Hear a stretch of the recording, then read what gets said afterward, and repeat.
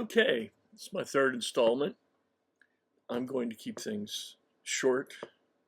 I'm not yet sure the format that I will use if the Lord allows me, to continue on doing this.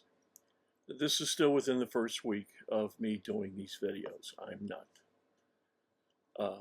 a technophile. I know it's hard enough for me to wind my watch, much less run this kind of video and put it on YouTube. But anyway, I have young, great kids. Oh gosh, Alec and Steven that helped me. They're both under 16. Good kids. Anyway, I like to give them a shout out because they're so integral and they're such a blessing to me, and God sent them to me to help. 75, getting old and slow. But anyway, so far I'm looking towards doing little bits at a time, little videos, short ones. Trying to hang on to, my wife just said goodbye, good night to me. Kind of videos that are small and short, roughly 15 to 30 minutes, with 30 minutes being my limit because I'll put you to sleep. I hope not, but anyway, in this one I'll mention some of the things I want to go after, okay, and will not address today. But let's pretend we're looking at a context page of a book, and the most important thing in Christianity, in my opinion, is the gospel of Christ. And yet, we all know it as Christians. Well, no, we don't. No, we don't, because the Roman Catholics, and I was a good Roman Catholic through the 50s and 60s, born in 49 here, and I attended a parochial Catholic school with the nuns and the whole knuckle busting, and some sweet ones around too, though. 8 years of nunnery. And a lot of catechism, and I grew up saying the rosary on my knees once a week with my family. Last name is Polish, S-K-I. My mom's side is all Italian, so I mean, that was,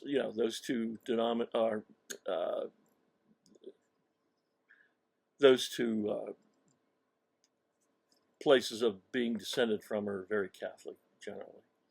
Okay, I want to bring up things. Of course, the gospel of Christ. I spent the first 20 years of my life or so thinking that the gospel, I didn't know what it was really. I really didn't. The Roman Catholic Church didn't offer me back then the gospel like we would know in the Protestant churches. That God, and it follows, God became a man.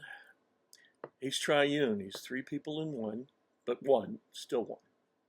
Three is separate people, but one God, and the Son of God designation became the Jewish Messiah. He was prophesied to come and to do and to straighten out and defeat the works of Satan that started for man on Genesis 3:15 in the Bible. But Satan was in the universe, I think, long before nearly 6,000 years ago now in Genesis. And because I'm sure he fell before Adam and Eve, because he came as a fallen creature in the form of a serpent and tempted Eve. He didn't, by the way, a small fact that's important, though it's not taught usually, that Eve was deceived. Adam chose to disobey God, maybe to be with Eve, probably. And so the whole, Adam could have resisted taking that bite, figuratively speaking, out of that apple. And by the way, that apple was from the tree of the knowledge. Knowledge is a big topic in Christianity. There's much we should not know. And in this era we live in, there's much we're learning from the fallen one. But Adam, the Lord would have made another Eve. and did her and could have done her in. But Adam clung to Eve, and then they both fell. But Eve got fooled. That's why today, I believe it's in 1 Timothy, you go and you find out that Paul the Apostle says, I will not accept a woman to lead men and be a teacher. Why? And Paul gives the reason why. Because it was Eve that was deceived and fell, not Adam. And God holds that accountable. I mean, and I believe because the implication is that women are easily fooled compared to men. And so when you see a women preacher on TV, televangelist making their billions, stick your tongue out at them. Nah, we don't like you, and what you're doing is sinful and disobedient. And we don't care how wonderful you talk as a salesman, a used car salesman up there, and they get people feeding you money and just adoring you. You're sinning against the God Almighty, and yet you call yourself a minister, ladies. Those ladies. Anyway, and yet God kind of redeemed women in a special way through Mary. Miriam is her Jewish name, I imagine, and is actually, who had the man-child, the God-child, Jesus, Yeshua. So that's a special place in all of history where God set woman much higher than she had been up to that time. And then again, God did tell man that if you marry a woman, you become one. So the elevation of marriage between a man and a woman elevated the woman as well. But I'm not here to hack on women. But that's a fact. And I'm here to teach. And I do have to learn how to I'll make all of my videos from now on, including this one, available for comments. I kind of messed up and I hit for children, I think, who can see it, and that put a restriction that no comments can come on. Now I have to get my young buddies over here and change that and teach me how to keep it changed so you guys can yell at me, add to what I'm saying, take away from what I'm saying. I'm just here, free, available, wanting the best for you. And believe me, I do love you. I love you all. I love you guys. That my family is not the most spiritual. Let's just say that. And I love them. And the whole world is packed with lost souls. And some of them doing horribly wrong. But when I think about what's coming for them for an eternity is the quality of being lost that I think hurts the most. I mean, you can endure anything for a while. But can you endure the old, as they say, Chinese water torture of a water drop consistently dripping on top of your head while you're tied down for long? It's the duration. It's not the drip of the little drop of water. It's the duration. And that's what makes hell hell. Of course, you're never going to see anything good, including God. Even I don't know how great God is. And He's so good to me. And I'm just saying, you can see I'm going around. I'm saying little bits and pieces. Excuse me. I got cat hair in my mouth. I have 2 dogs and a kitty. And anyway, and a good wife. Pretty sick. Anyway, so, I want to touch on the gospel. I want to touch on the bad handling of Scripture. Just today I was watching a short video, and I'll try to hurry up and end with this, but a short video where a young preacher man was up standing. He was, I think, wearing jeans, the style of today for preachers, especially young ones. And he was preaching on the subject. I mean, I understood what he was saying, but he said it very poorly. He was preaching on the subject that In fact, he actually used the verse that faith without works is dead. And in another place, it says, I believe another place, I don't have the command of where you could find these. Look them up yourself, guys. You're watching this, you want to learn. Get a concordance. I'll show you next time what a concordance looks like. It's a big, thick phone book thing. Whatever word you come up with in English that's in the Bible, it'll give you in chronological order or biblical order where that word appears in the Bible, from Genesis all the way through Revelation, and the exact location of it, of what verse, what book, what verse. That's an exhaustive concordance, not just a concordance, but an exhaustive one. And they're cheap. They're like, I don't know, $20, and they're really great. I use this, I have a Mac computer that I'm using right now, and I ask it questions. Well, let me see if I can work one up here, and you can, well, here we go. Let me see if I can give you what I use. It's very handy, and this time technology is paying off for me. Define prosperity.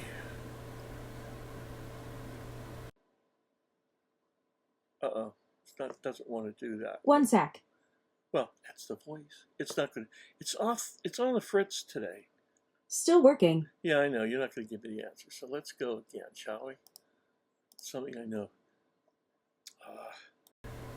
Who is Donald Trump? Okay. Well, you heard the voice. And it's not giving me answers to simple things.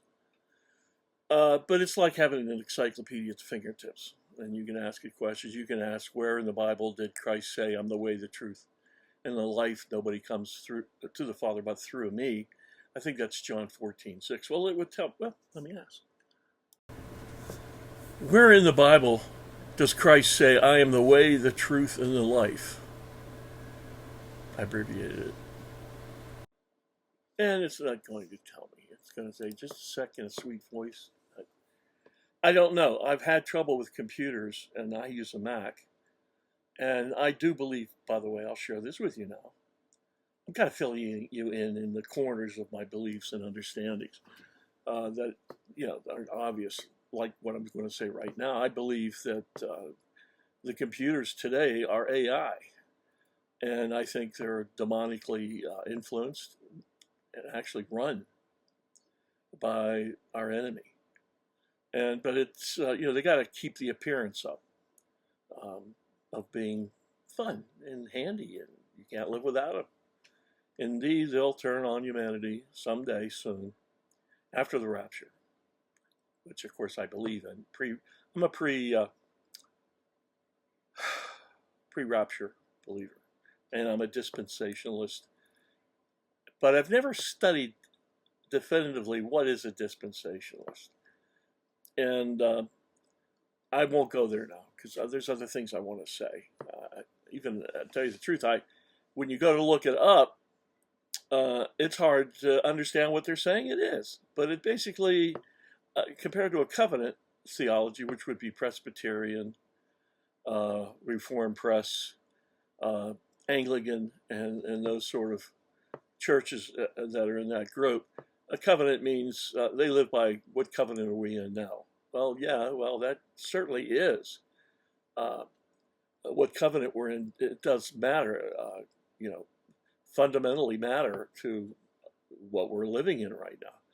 But there's also dispensation, which I'll say real quick, has to do with a period of time where God's economy, or how he works, I use the term economy, runs, okay?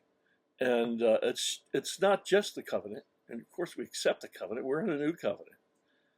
Not like the old covenant. It was prophesied just like that, those words. But we're also in another dispensation. Okay, now, I'm not fluent in that myself. I don't need to be. I mean, that's a theological point that is moot because you can be saved and know all the principal doctrines of theology that a good, trained, and gifted Christian needs to know without worrying about who's got which covenant or dispensation, and which one's better, or how they blend together. Okay, so I'm just going to keep it off the table for maybe forever, but probably not. I'll probably study it more and get back to you. And I was dealing, with today a short video of a young preacher man, and he was talking about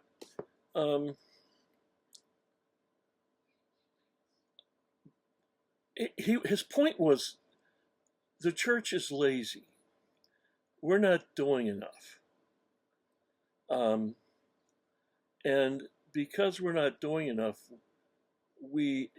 this is his implication, because I can't put it up here for you to watch, because I don't know anything about copyrights and things like that. I'll learn in the future, Lord willing. But his point was that he wanted to get us motivated, and he kind of, in his own way, kind of poo-pooed. We're saved by grace, and he did one of these for grace. Whoa. Well, and behind him was a guitar, an electric guitar, leaning up against like a curtain, 3 feet, 5 feet behind him, and he's in street clothes. Okay. Let's forget about the music a little bit, and let's spend a little more time teaching instead of tuning your tuning your guitar. Okay, and so I spent a little bit of time making a comment on that, and I try not to discourage other people, but these people, men, certainly women, and that's a mistake from the get-go, but even young men, they get started, they get a zeal for God, but like God was saying of the Jews, they get a zeal for God, but not according to enough knowledge.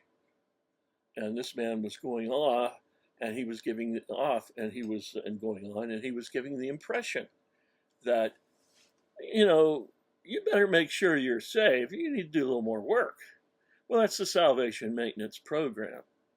I'm going to stay on this just a little bit. So I answered them in the comments, and I brought something up, but it is not the right one. So that's just going to help me how that goes. But I was going to read it to you. It's not that long, paragraph or so, but another day.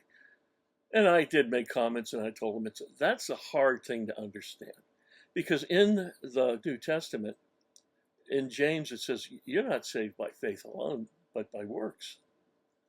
And I think where is it? I don't know where. It might be in Philippians. I'm not sure, but it says what seems to be a contradiction in that James verse, and it says you are saved by faith alone, apart from works of the law and of good deeds, lest any man should boast. Well, which one's right? They sound like they hit like this. I'm not used to doing that. I look like a monkey. Okay. Anyway, I want us to enjoy each other. I'm not any kind of a person to be the smartest guy in the room. But I will be a busy guy in the room for the Lord, and don't get in my way. If I can go around you, I will. If I have to go over you, I will. I mean, I'm not going to punch you or anything, but I'm an old man. I could have a seizure in front of you. That'll stop you. And I'll blame you. This guy gave me a seizure. Nobody wants that kind of guilt. But anyway, let's see a little bit. So it's a deep subject. Okay, people are. I'm going to make a blanket statement. My hand there. There you go. A little higher. Blanket statement. People in Christianity are naturally, and by lack of proper teaching, maladjusted to grace. They don't know for sure what it is. They think they do, but when they're presented with such verses as "You're not saved by faith alone, but by works," they stutter and they hem and haw. Well, listen, it's up for us to be taught that. If we can't work it out on our own, that's why Christ gave the body teachers. I'm one of those. Okay, and I'm also a rather fat old man in bad health. But but that's neither here nor there. And it's the same thing with the gospel. They're maladjusted to grace, to what it really is. They're not well taught, and they can be easily swayed. They're um, knocked about, as Scripture says, by every wind of doctrine, because they're not anchored in proper systematic theology and proper doctrines.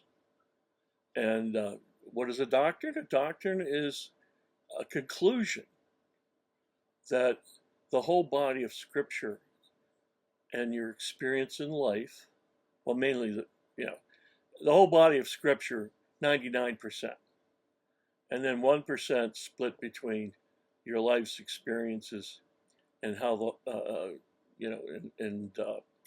how others handle it. I have to go to other smarter men than me, more trained, more gifted, all the time. You don't see all the books. I'm actually cluttered. I'm going to try to clean my room. This is my study. I like to say study instead of my man cave, because I feel superior. This is my study. I'm smart. Anyway, but I have books all over here.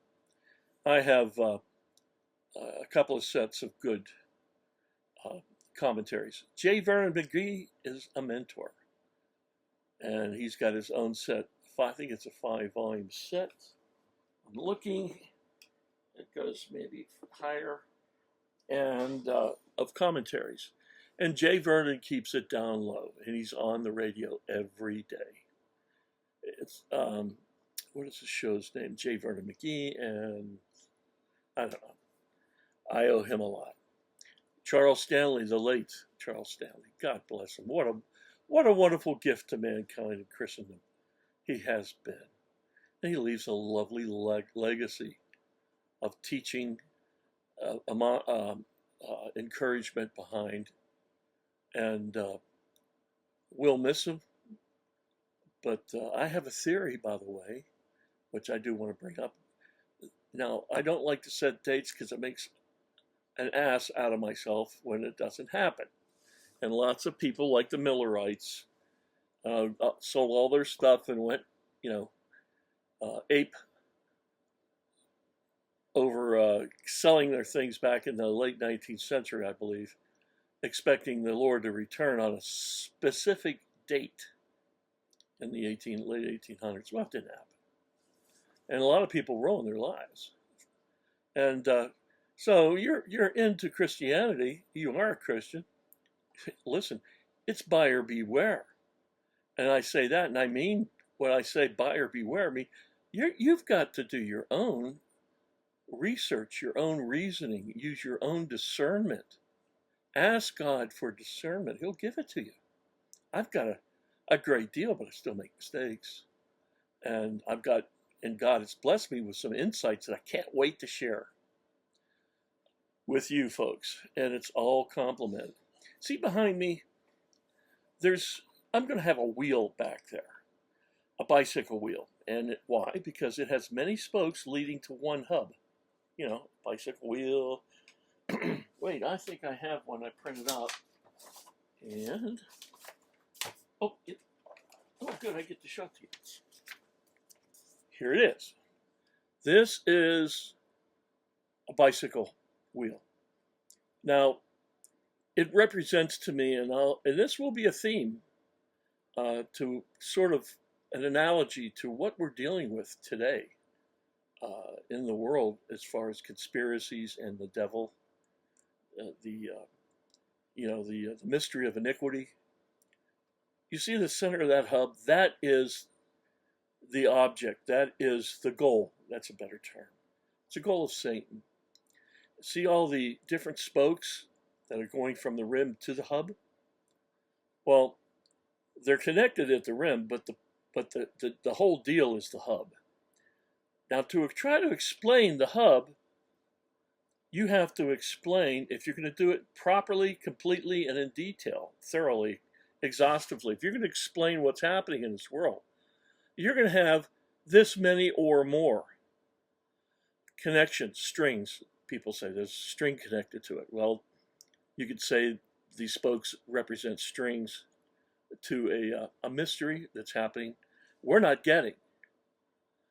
But, and to try to, for me, to try to explain it to you, I can't, I can say it simply, but you'll just look at me like, hey, Ken, you're crazy. This is silly. You're, you're a dummkopf. You can tell my age, huh? Anyway, but this will be behind me like this, and when it gets here. And I also want to get a post that I guess I'll have to have it when I print it up. It'll be backwards because I'm looking at my screen and Korea hat, Korea hat here is backwards. It's not that way on my hat. So if I'm going to put something behind me that's going to read something, I think I'll just order it, see if they can do it backwards.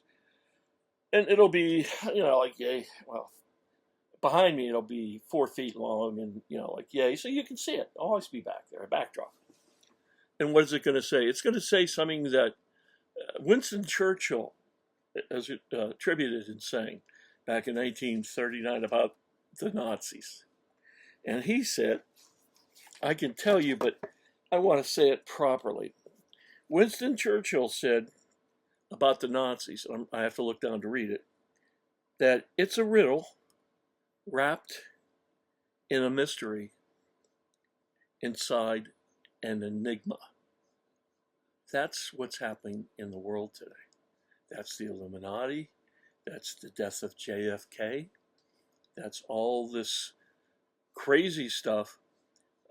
These politicians, I don't want to say too much until I know what I want to say, because I don't want to get kicked off and YouTube or wherever I'm at here. And before I say my piece, see, they got the ultimate power.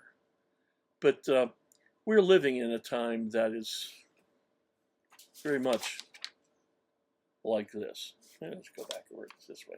It's very much like this, okay?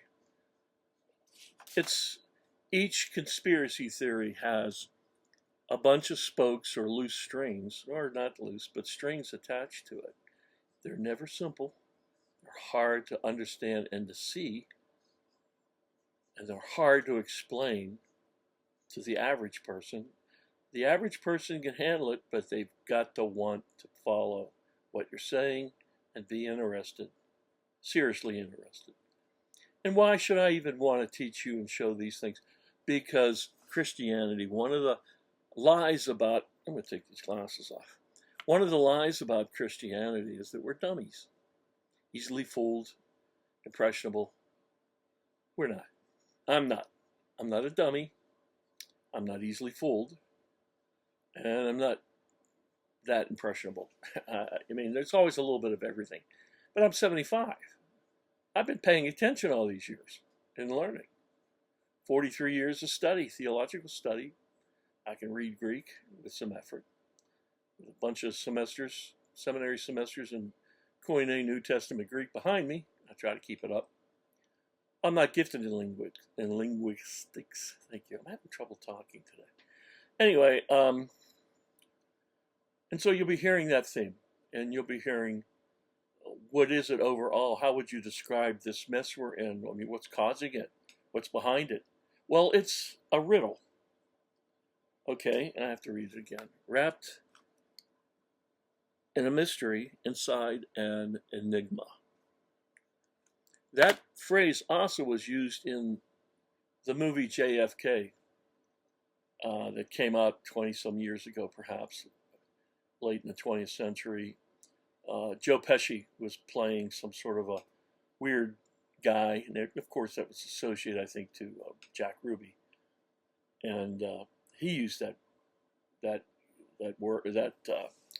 phrase that he obviously borrowed from Winston Churchill in '39. So you're on guard. Get your ears on. Have that second cup of coffee. Wake up. And when we start these things, we're going to, I'll do my best. And things are so complicated. That's why you're not getting taught these things in most churches. Now, I went to, I won't say that. It could get me kicked off this fast. I've gone to churches with certain information, and in this area, evangelical type churches, non-denominational, but pretty good size. Not your hole in the wall church. And I brought up something that absolutely needed to be spoken and talked to among the elders of that church, with me or without me. I was not trying to intrude as a stranger, but I was putting a bug in their ear, is something we used to say. Something that would, stay on their thoughts, and they'd have to address. You know what they did? They both ostracized me. They never returned my calls, and they wouldn't make contact with me. And I hate to say that, but I'll tell you why. In my opinion, it's the 501c3. That is the I don't know how to call it. Let's call it the law of being tax exempt as a church. Well, the government's the bully. It's been kicking, and everyone bows to it. That's how they keep the country, secular country, and religion, especially Christianity, in check. You don't want to lose that tax exemption, or you'll be paying taxes. And guess what? That church that you built, that's all brand new and it's got all that great parking space, locations, pretty darn good too. And you're a young guy. You know what it is? They have a mortgage on that church, and they have hopes of a decent future retirement package. And they're not going to give those two things up, even if it means the death of their own people. And that's what this was about. And the souls. Let me pose a question, and without getting too specific and getting in trouble this soon. Here's the question. Christ is our kinsman redeemer. That is, Christ died for humanity and humanity alone. We are the seed of the woman. Christ is the, capital T-H-E, seed, capital S-E-E-D, of the woman. But we as believers, and those that have been saved through Christ, Old and New Testament, we're also the seed, small s, of the woman. And point is that Christ died for only humanity. He didn't die for devils, demons, horses, ponies, kitties and doggies, or the trees, or planets that run around and suns that burn out. He didn't die for that. He died for humanity, the seed of the woman. Okay? Well, what do you mean, seed of the woman? Well, people that are of direct lineage of Adam and Eve. The seed of the woman. Women don't have seed. Okay? Men have seed. The seed of a woman was alluding to the virgin birth of our Savior, Jesus Christ. Okay, even back then. And so what happens? Well, here's a fact. It's germane, and I'll slip it in real quick without belaboring it. Most people don't know that the cause and the reason God flooded the world and killed everybody but Noah and his 7 passengers was because, not just because they were crazy sinners like Sodom and Gomorrah. No, these people were not fully human. They were hybrids, because the fallen angels had gotten in to humanity. Genesis chapter 6, verses 1 through 4, and of course, first book of Enoch. Let me say right now, stay away from book 2 and 3. They're spurious. They're crazy. They're junk. First Enoch. Now, it's not canonical, but that book should never have been separated from the Bible. It should have always accompanied the Bible, just outside of the Bible, and not being canonical, but being something needing or read and understood and believed. So let's say God couldn't let, if Noah and his family, 7 passengers, ended up with the seed of fallen angels in them somehow. DNA now. We're talking DNA. Genomes and things like that in them. then who would be the Messiah to come along? Christ couldn't be. The lineage would be stopped. Humanity, pure humanity, the seed of the woman, the lineage of Eve would have been stopped, eliminated. And that's called genocide. Humanity would have been genocide while a bunch of people looking like you and I were running around. Unredeemable. And Christ couldn't have been born because he would have been, his lineage would have been full of hybrids too. So God says, you're not going to trick me, devils and fallen angels, with this mixing your stuff with humanity, human women. I'm going to kill you all. And he did. And the flood of Noah took place. Now, they made it back into humanity, those hybrids. We call them Nephilims. Now, Nephilim, when you read Genesis 1 through 4, you're going to hear the sons of God. Well, that's synonymous with angels.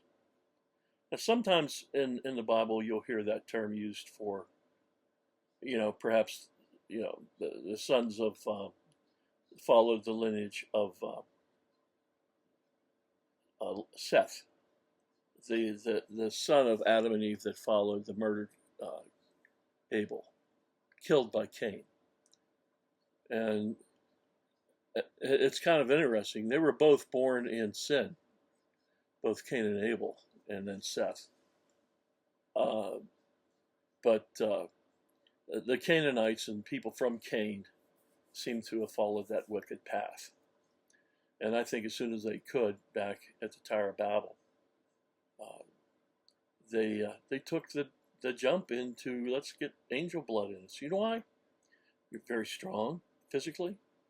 This is where we probably get our, in fact, it even says it in Genesis there when you read it. This is where the fables or the stories of mighty men of renown and valor, came from the ancient societies. People like Hercules and, maybe Jason of the Argonauts. I don't know. I know a little tiny bit about, ancient heroes, Greek and that era heroes, but certainly Hercules, for his strength, by a different name, I'm sure, was probably a Nephilim. When David killed Goliath, Goliath was a Nephilim. Nephilim it translates into giants. Well, how did they get to be so big, tall? Some of them 30 feet, but right now the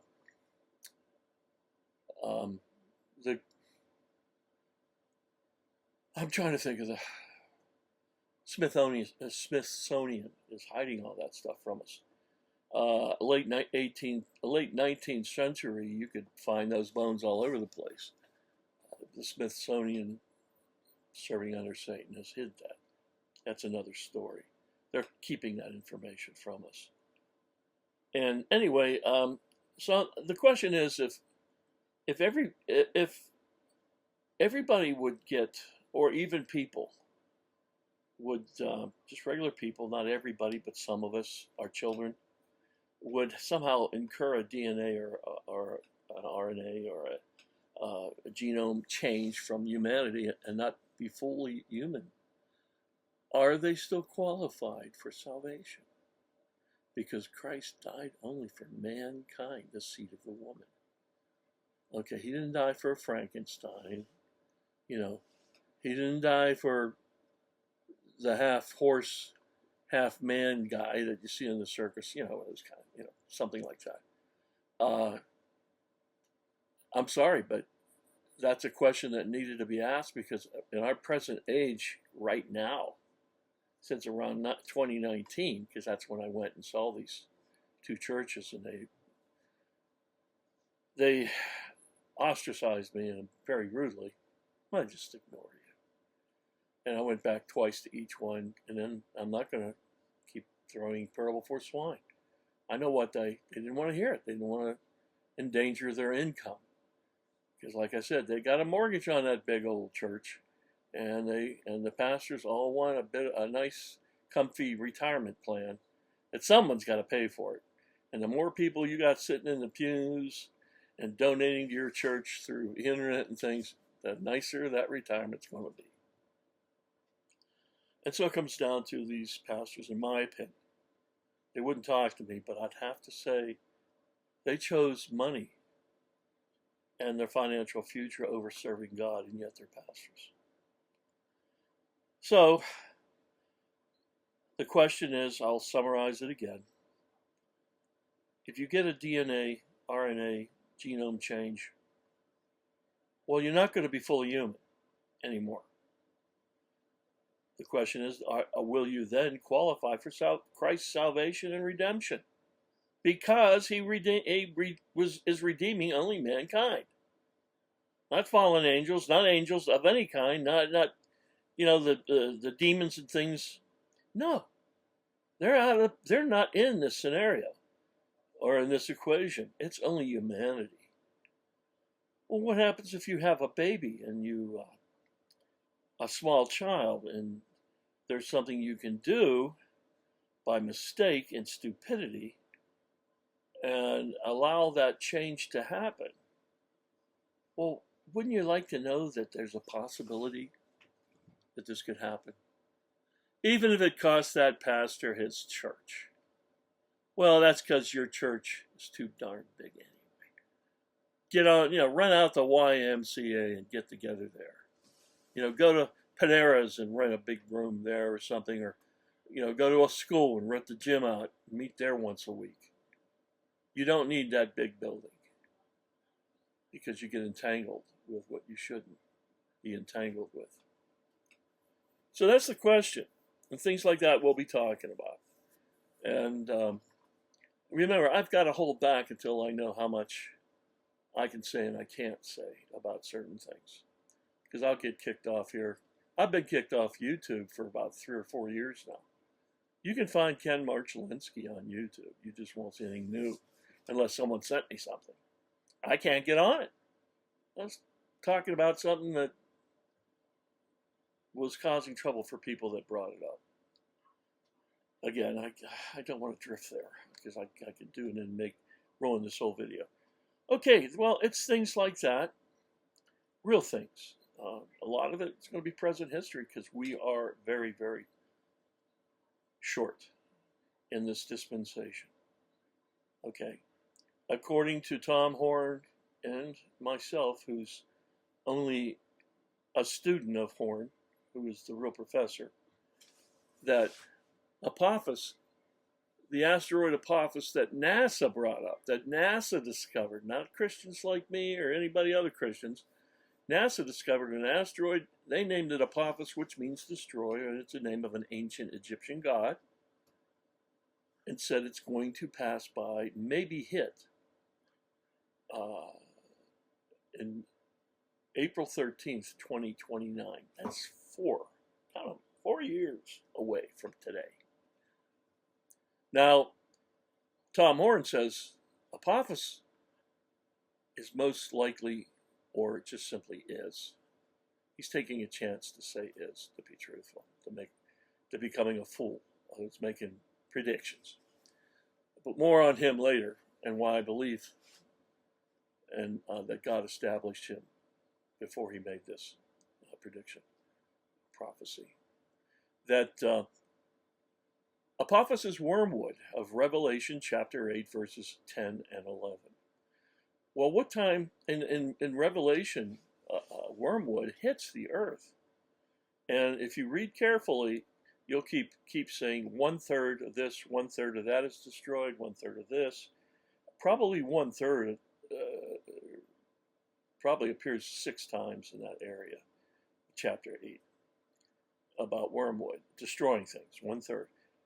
Well, NASA says if it does hit, it's going to hit just off the California coast in the Pacific, between 300 and 500 kilometers off the coast of California, southern coast, out in the Pacific. And it will make that Apophis is, well, let's stick with the time. An Apophis will take place in the middle of the tribulation.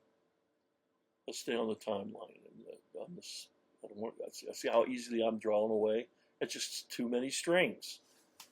I'm trying to say too much too quickly. But yes, NASA found and brought up Apophis. NASA gave it a date of April 13, 2029, of possibly hitting. As the time approaches, they're making up, in my opinion, they're making up stories through a nice guy. He's an astrophysicist.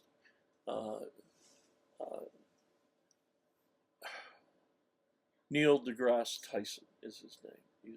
He's a true PhD, and he's sort of been an unofficial spokesman for, I think, disinformation, but enough to give us a warning.